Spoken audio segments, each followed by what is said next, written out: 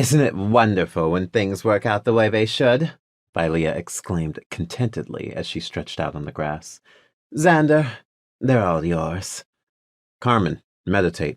Althea and Elda, come over here, I commanded. The 5-hour training session orchestrated by my wife had all but turned our students into mincemeat. Vilea drew from her individual tutelage at the Blue Lotus School to the fullest and unleashed herself upon the 3 warriors at her disposal like a force of nature. And they were indeed warriors. It had come to the point where I had no other option but to create energy cores for Carmen and Elda. Living in the 2nd tier proved quite challenging for golden apprentices. Carmen sat down, while the girls shuffled toward me, leaning on each other. If even Althea, well accustomed as she was to monstrous workloads, pleaded for mercy by the end of a training, what could be said about the much softer Carmen and Elda? No one had ever pushed them this hard in their lives, but what they experienced now was trivial compared to what awaited them in the future. Even I realized that Vilea was going easy on our students. She wanted them to get a little accustomed to her demands and workloads she considered minimal.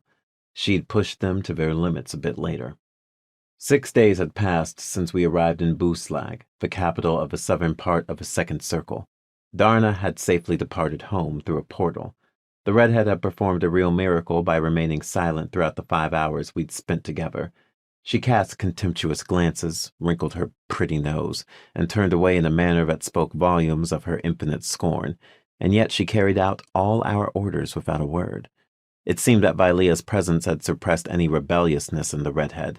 This suited us perfectly. Once Darna had vanished into the portal, Clyad Fang practically owed us half a world. We rented one of the training grounds belonging to House Khan, which managed the 2nd tier on behalf of the Phoenix clan, and that was where we'd spent all our time. We even slept there, unwilling as we were to waste time on pointless trips between the training ground and the hotel. While Vilea craved action, I was finally beginning to implement my own plans.